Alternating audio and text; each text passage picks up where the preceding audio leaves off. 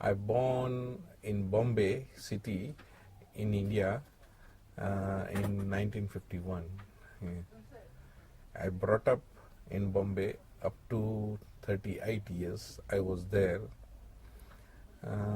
I was working as a proficiency boiler attendant in one of the largest, Asia's largest biscuit manufacturing company as a proficiency boiler attendant. After that, 10 years I worked for Imperial Chemical Industry that's owned by British company in India as the same post as a proficiency boiler attendant. But during all this period, every evening I was helping to my father after finish my day job. My father was a professional ladies tailor, and he used to tell me, if you have a time, you learn little bit. This trade will be helpful to your life. From that age, I was every evening helping to my father. He was teaching me very slowly how to handle the scissor, sewing machine, how to handle the different sort of the fabric. And meanwhile, 25, 30 years, I become a very good tailor as well as proficiency boiler attendant also. What do you enjoy most about your work? Mostly I make a fancy garment. That fancy garment make me very much happy, because latest garment when I make and customer says, oh, I look nice to me, at that time I feel very happy that, oh, what I done is okay. I feel satisfied myself.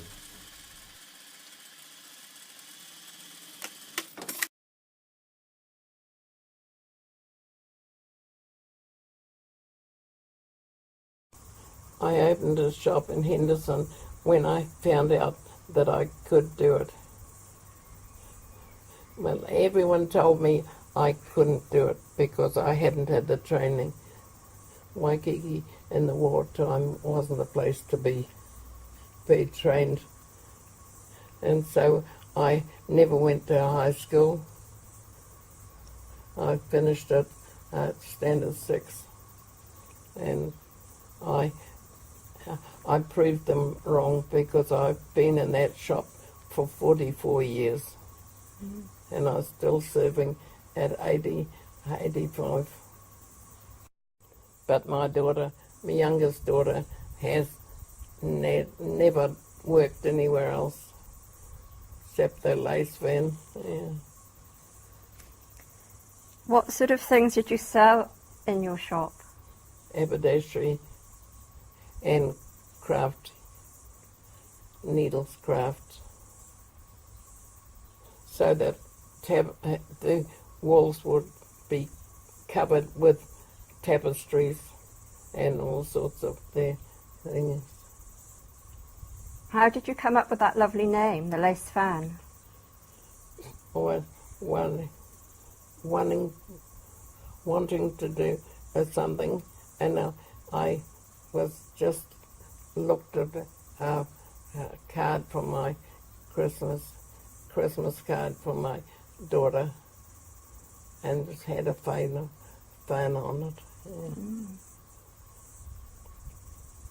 So it's the Lace Fan, not just Lace Fan.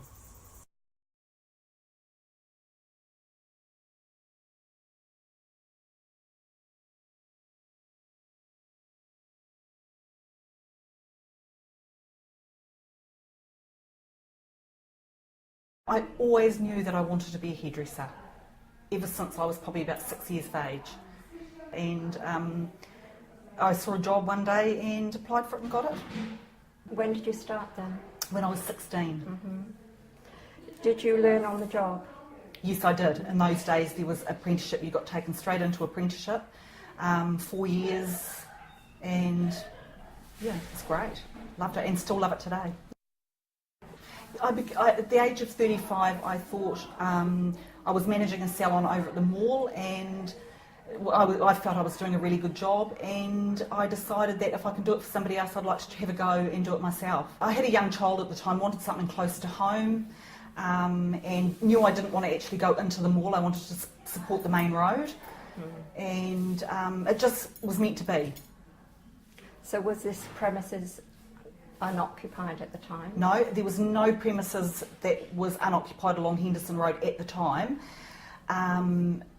But I went and saw Phil Laird, and he said that there was one coming up. So I went into the measurements, and it just fit everything in where I wanted it to go, and yeah, still here today, 12 years later. Started off with just two of us, and we were only doing cutting at that time. We weren't doing any colouring or anything, and we just used to go out every single night after work. The lady I was working with, and we used to give out pamphlets into letterboxes. We used to walk for an hour and just give letterbox drops. And within a year, I had employed another person, and about 6 months after that I employed another one, and then today we've got 7. I like the fact that we're interacting with people all the time. The girls, all my team of girls are fantastic. We get on really well, so coming to work, I enjoy coming to work. I like where I am. I like the building. It's got a nice feeling about it. We have that a lot actually with our clients that come in. They reckon ours is the best along the street, our window, so that's nice.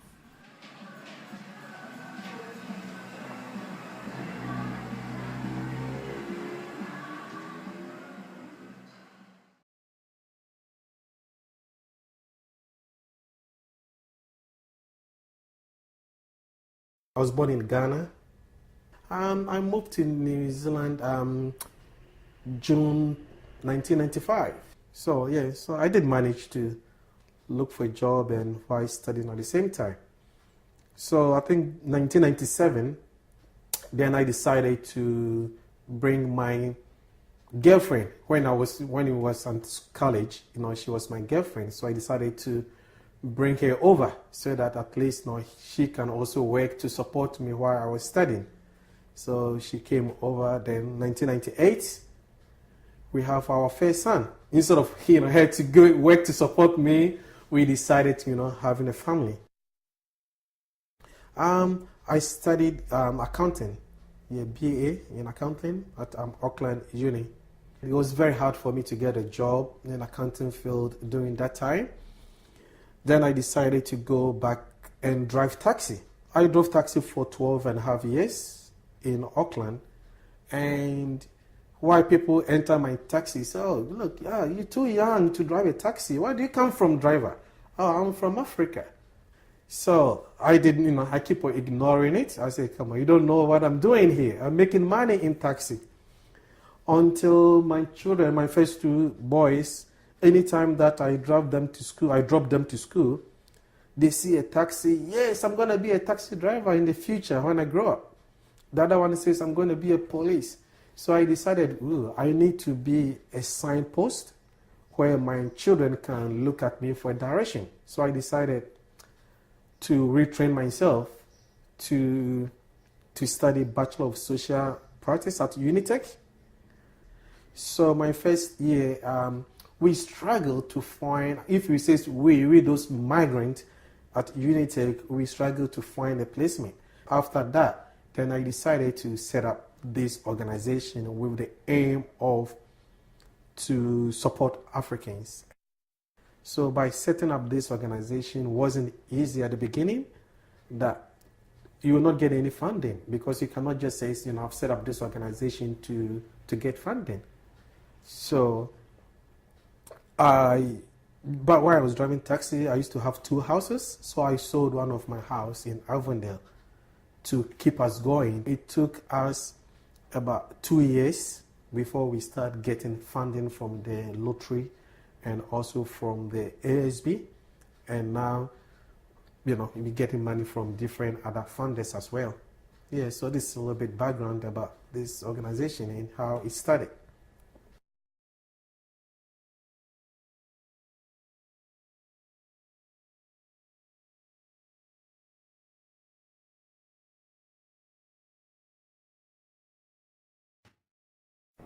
I was born in Opotiki.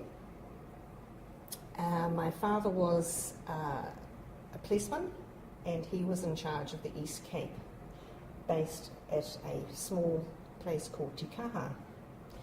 So he was in charge of from Opotiki to Cape Runaway.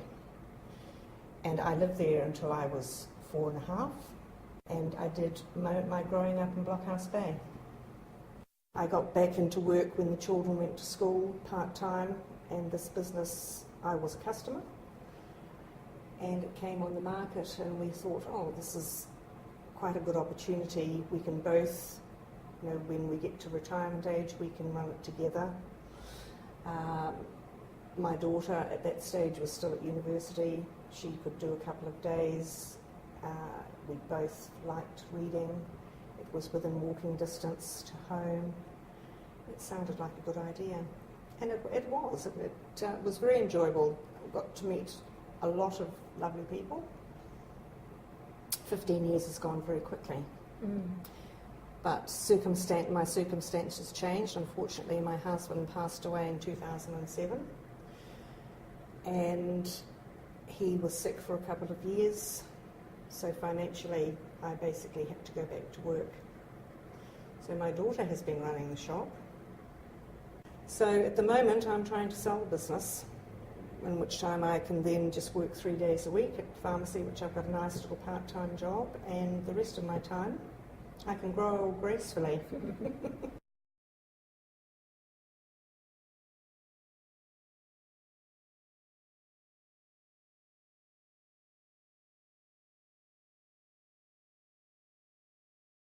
What are you well known for in the arts field in New Zealand? It depends which audience is looking at me. Most of the audience will look at me as a textile artist. And then when you go to the weaving, side of things, like community, they see me as a weaver. They see me as a master weaver, and And then when you go into the performing arts and music and dance, they see me as a dancer. They see me, oh, yes, So you have a complete package with you. So it's how you distribute and how you contribute and how you get that outcome is actually entirely to you. How did you become involved in the arts activities at the Corner Estate? In your own words, how did this place begin? How did it start? I saw the opportunity for Pacific people, and the only thing that I thought would be good to bring here and bring the Pacific together is through their culture, through their arts, because that would be something that is closer to most of our people, their culture. Well, I almost really take over the Corner Estate on my own without getting permission. And I thought in those days, if you sit back, you're going to miss out. So I went and take the lead role. And it went well. Because being a staff into the council in those days and being the advisor for, or sort of coordinator, Pacific Island Advisory Board, it went very well. And the councillors in those days, because they're not exposed to anything yet, when they saw the opportunity, they went into the thing and stamped it and said, yeah, go for it. But at the same time, I never forget to give a little bit of, a flower here or whatever, to exchange.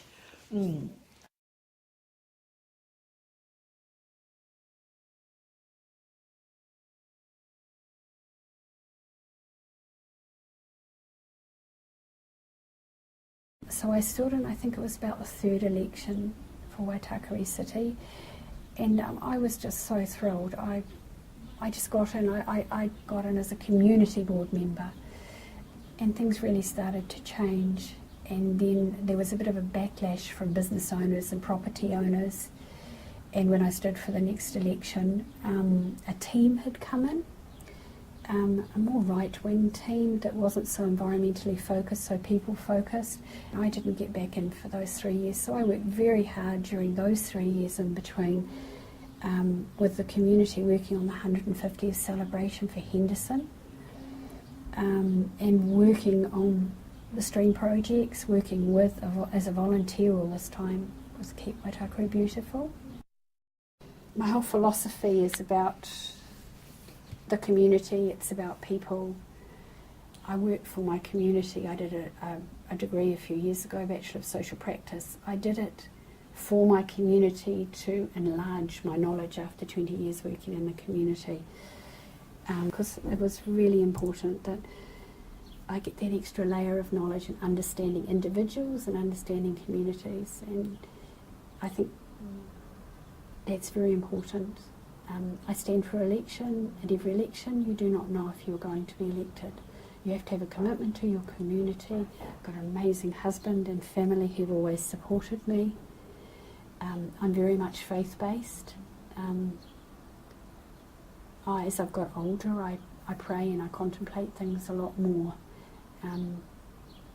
I've learnt to understand that if something is meant to be, I will find a way through. I will pray about it and I will find a way through. But I'm here for my community as part of my faith. That's wonderful.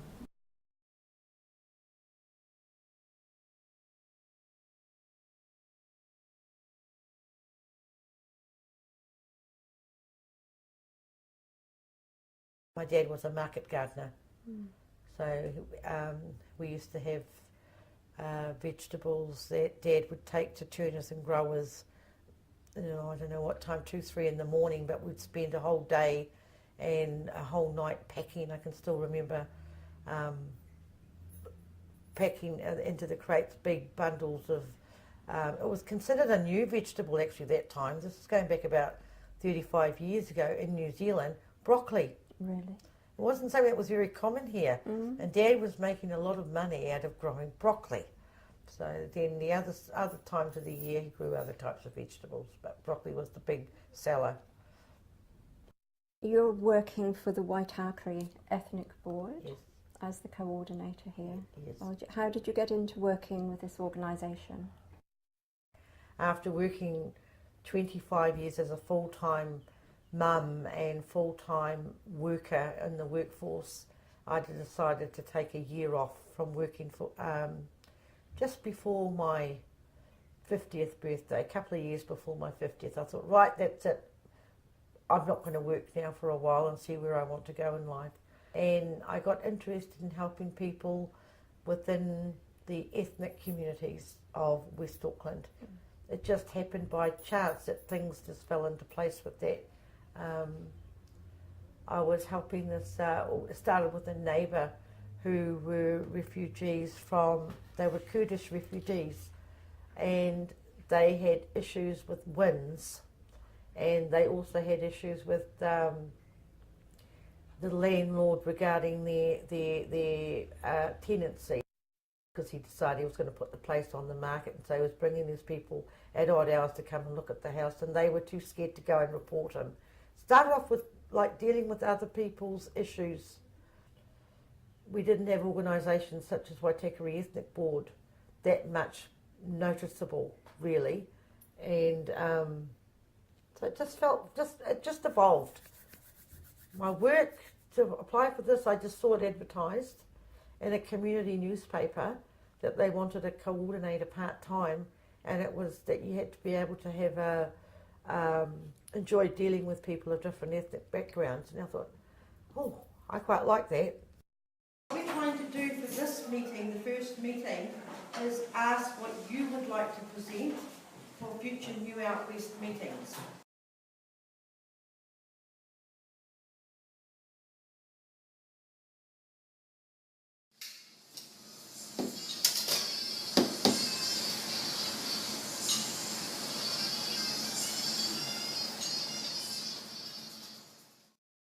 I started cooking when I was 7 years old because my mom was a terrible cook. Not really a terrible, she's a great baker, but she's not into cooking a lot. So back in Asia, we normally, that time, we have a lot of maids, servant and maids at home. But what they only do when I go back home, basically there might be a stew, a meat stew, and a bit of rice and a bit of soup, that's all. But whenever the dining table doesn't have any greens, I can't really have a lot of food. I must have a lot of greens. So that makes me, whenever when I was 7, 8 years old, which was just a primary 1 or 2. When I come home for lunch, there's no greens. I would just go into the fridge and try to find some green, wash some up and start stir frying. So that time I start cooking. Yeah. So when people start to tell you, why Henderson? You can go Parnell, you can go Ponsonby. Why Henderson? You start to get this rebellious mood, you know, like, oh, I don't care. I definitely can do it in Henderson. I was like, I don't care, no, I believe in myself. I tend to become very stubborn. I think that, okay, I can do that, you know. I will succeed, you know. I'm doing different, you know. I'm not like other coffee shop. I'm doing something with microgreens, something pretty, something nice, something quality. I said, there will be a lot of people in Henderson who needs quality food. That's what I was thinking. So all of these factors drives me into Henderson. Yeah.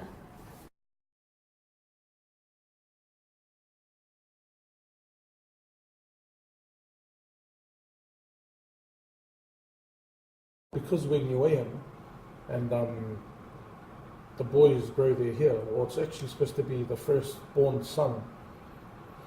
But I think because my older brother had his hair cut in too. But then I got to have a haircut in too, 2005. So yeah, when I finally cut my hair, I went to a barber shop. My parents took me and I got my first official haircut. And I liked it, you know, it was a cool feeling. Yeah, I think 2 more times after that, I got my hair cut from there, and then my dad was like, oh, you need to start doing chores around the house more, like dishes and the lawn. Don't get me wrong, like I was doing that stuff, but he wanted me to do it more so I can earn the money to go get my hair cut. So anyways, he was like, I was like, oh, you know, stuff that. He had a spare Remington clipper. I remember it was in our bathroom drawers. I cut my own hair, and it was a mohawk, so it was easy. Just shave the sides and leave the middle. And I was like shaping the sides up myself. And that was a Saturday. So fast forward to the Monday, going back to school, the boys were like, oh, you cut your hair, mean. And I was like, I cut it myself. So they were like, nah, they didn't believe me. So yeah, that's pretty much like how I got interested in, you know, because they gave me confidence, more confidence. My first job, like reality hit me. I was working at a barber shop in Gleneden. It was called West Coast Barbers. And man, my first day, I panicked because it usually takes us 2 hours to finish a haircut at Mr. Barber School. These guys were knocking out haircuts in like 10 minutes, 15 minutes. That's when I was like, wow, you know, I didn't know you could do that. So yeah, I don't think you have to go to barber school to learn stuff like that. You can just go in and learn off them. If I could do it all again, I still would have went to the course because it was a cool experience.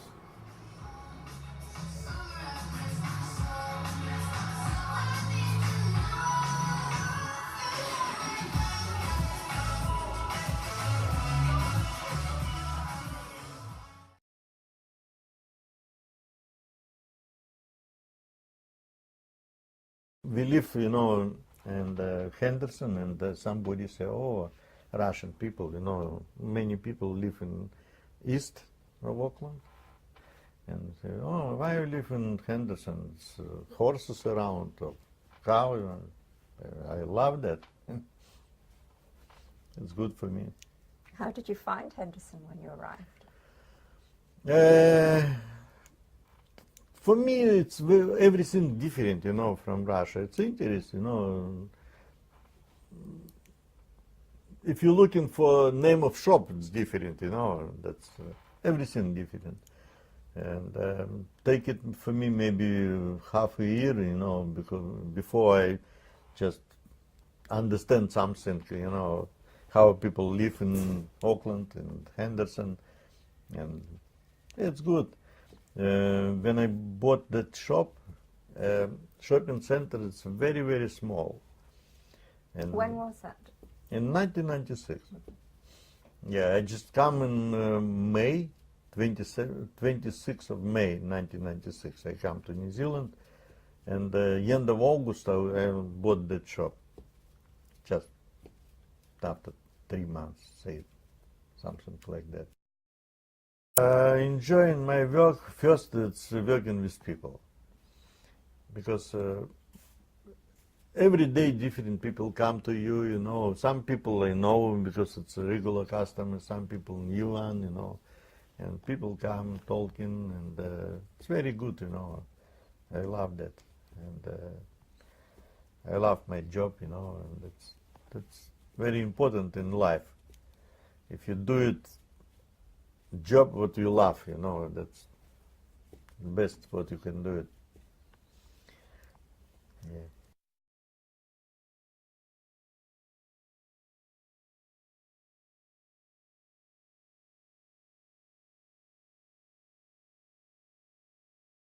So I left high school with no qualifications, did a secretarial course, and of course that landed me at Unitec.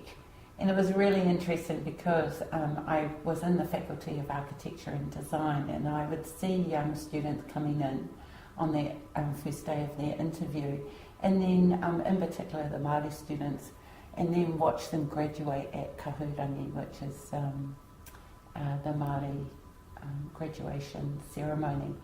And for years I'd watched this go by. Then there was a significant kind of time in my life where I really thought, what do I really want to be doing, and what am I actually really passionate about? And I was involved in lots of different initiatives at Unitec, in particular around the Māori Participation Success Plan. And the Māori Staff Network.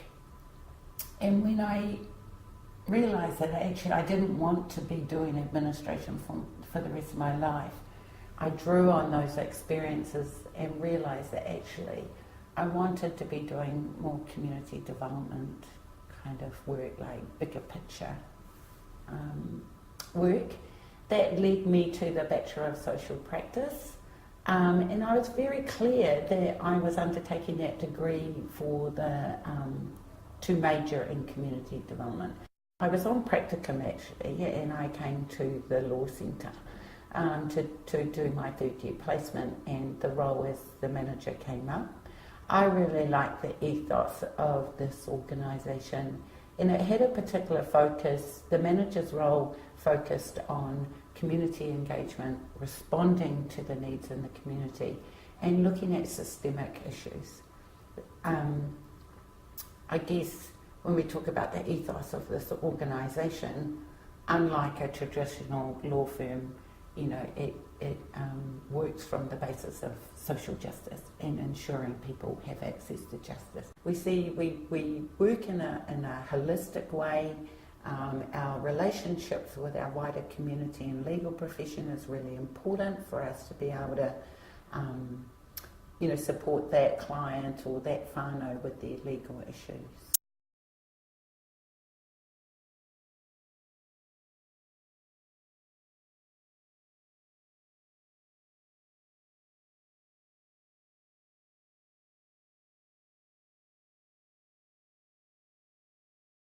I left school at the end of 1972 at 16 and a half, and I had no idea or vision of being a retailer. I actually wanted to go to Auckland University and do something in the marine biology area. I had reasonable marks in biology, chemistry and general science, and unfortunately I took the advice of my careers advisor, Brother Gillies, who advised me to enrol in those courses in February, the next February after I'd left school in October. When I lined up there with the rest of the students to enrol, I found out it was one of the few courses that you had to enrol the year before. So I had a stand-down period of 12 months. At that stage I was working part-time for my father in our sports and toy store, and he said to me, what are you going to do? And I said, I've got no idea. And he said, well, I've got a job here for you. And I said, okay, yeah, that'll be fine. That'll give me a bit of money to get behind me for university. And unfortunately, I never left, 43 years later. So I think retailing is in our blood. Looking at my great-grandfather, my grandfather, my father, my uncle who had a good business and printing business, and that even stemmed from my auntie who had the bookshop prior to that. So we come from a family of retailers. I enjoy West Auckland, and I enjoy helping people. I enjoy dealing with them, solving their problems, looking after them.